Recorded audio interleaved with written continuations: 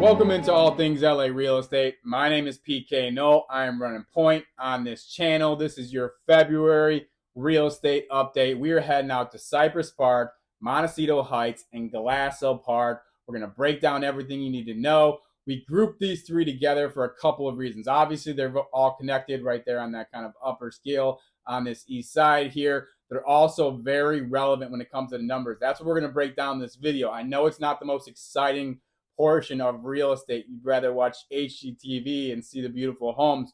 But if you're going to be somebody who's buying in these neighborhoods or somebody who's possibly going to be selling soon, you've got to understand the finances of the neighborhoods and know specifically what's going on. These three neighborhoods are completely relevant, completely conducive as far as, the average pricings we see, the cost of the homes, the quality of the neighborhoods. And they're really a quality neighborhood that I have a strong perspective moving forward. Now, they need some development on the commercial side of things. We need a little bit of improvement from the side of schools. Crime's not too bad. We see a little bit of homelessness, but not a crazy amount. Not like the major encampments. The two areas that I avoid mostly when it comes to homelessness is obviously Hollywood and certainly downtown LA. But these neighborhoods have some potential, and we're going to get into that as we break down the numbers. And I'm going to give you specifics as to say why this might be a good place to start spreading your search when it comes to a home, because the affordability is very tough right now. That's because of rates. That's because of inventory. Jerome Powell just paused rates on his last time out. Next time we'll see him will be March 20th. He has made it very clear that it's going to be another pause unless things go awry with some of the statistical financial numbers. We're not expecting rate cuts till probably June, hopefully May, could be later. Still in anticipation from the markets that we get those three cuts, because when the cuts come, more buyers get into the market. Prices will jump slightly as more people put in offers on homes. Then those home sellers have been sitting on the sideline will hopefully get back in the market as that interest rate gets closer to the interest rate they're paying, and they see the opportunity with the prices rising. So we're going to break down the current numbers month over month, year over year, everything you got to know when it comes to these three neighborhoods on the east side. Let's go. As we jump into the current statistics out in Cypress Park, Montecito Heights, GLASSELL Park, we've actually got some positive moves as we jump into February, because we now have 18 homes available for sale. That is not where we want to be, but if we look back just 1 month to January, we're only at 12. So we had a real lull area as we moved from November, December to January, because the average out in these neighborhoods total between the three neighborhoods is normally we're around 24, 25 homes available for sale. So January, we're sitting at half that. We've made a 50% jump to get up to 18. Hopefully that continues. But that's one of the biggest jumps we've seen in any neighborhood on the east side as far as new inventory. So it's something positive, and we'll take whatever we can get at this juncture. Of those 18 homes, 6 have done price drops, so 33% of the market. That is a very high number. In normal real estate markets, that's a red flag. You don't want to see a lot of price drops in the same neighborhood. Usually it's an essence of something going wrong, crime increasing, things like that. But that's not the case that we've seen if you followed along with this channel month over month all through 2023 and as we move into 2024. The reality is that there's just not enough buyers. So when homes sit for a long time, they really only got one play to make in the game, and that's to lower their price to try and bring in some new opportunities. So we're not too worried about that.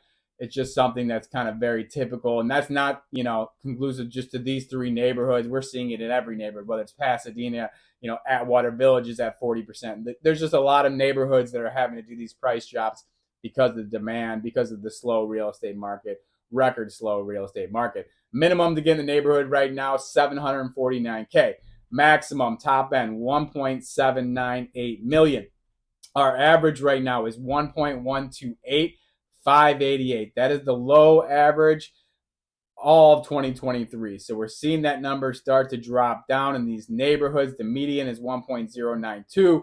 But where I think there's some value is just a logistical perspective. These neighborhoods have some nice homes. They have some quiet neighborhoods. They have some good potential. And if you look at the neighborhoods that surround them, right? We got Eagle Rock, we got Highland Park, we got Glendale, and they are right connected to these three neighborhoods. And you look at the average price out in Eagle Rock, it's $1.5 million. Highland Park's $1.2. Glendale's $1.6. So when people get priced out of those neighborhoods, they're going to have to go somewhere. So the reason why that's attractive to me is if I can get into one of these neighborhoods, whether it's GLASSELL, Cypress, or Montecito, I know that there's strong potential over time for appreciation, because as people get priced out of Glendale, they get priced out of Eagle Rock, they get priced out of Pasadena or Highland Park, they have to find homes somewhere, and the most logical, logistical move to make is to come down to one of these three neighborhoods. I know a lot of people have purchased homes in these neighborhoods, and they do love living there. And like I said, because of the statistical analysis of it, because you have that room when it comes to the average prices, when it comes to the median prices, it shows you some opportunities to actually have some potential to appreciate as the buyers start to tread that way. Days on market is 68. That is down from 100 last month, which is great. Obviously, 6 new homes onto the market is always going to drive down the days on market, but we're still above the threshold that we watch every single month, which is 60 days. That's kind of the telltale sign. When somebody lists their home, they don't want to wait 2 months without selling it. So kind of when we see that number, that's usually the normal time when sellers lose their patience, and we have to get into a situation where their only move to make is to do a price drop, unless their agent's going to go above and beyond with finding new ways to market that home, which many do not. Taking a quick peek into what happened in February of 2023, we did have 10 homes sell at a 99% clip, so not too bad there. We'll have a tough time getting back to that number from a year-over-year perspective with 18 on the market. The 99%, what that tells us is that on average, those homes sold 1% under the list price.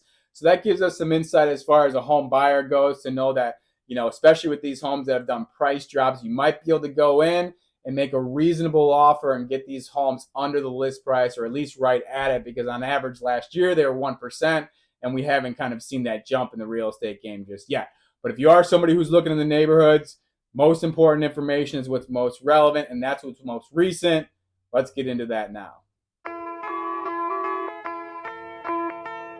So we're going to take a quick peek to see how things started off in January 2024, kicking things off in the neighborhood. What was the activity like? How did things go? We saw 6 homes sell at 102% clip. So on average, we got those homes 2% above the list price, but not a ton of activity. Like I mentioned prior, there's only 12 on the market at the time.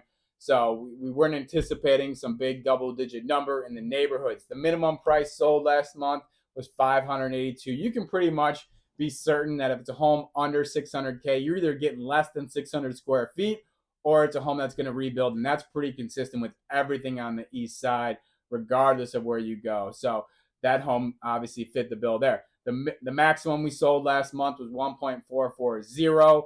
That is the low. That is lower for a maximum on a monthly basis than all of 2023.